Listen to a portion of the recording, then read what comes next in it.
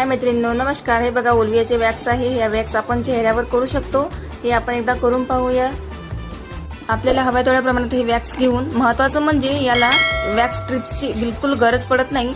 Ice cream स्टिकनी हे wax छान लागते आणि हातानेच निघून जाते. चला तर चॅनलला नवीन असेल तर लाईक आणि सबस्क्राईब नक्कीच करा. धन्यवाद. Bye bye.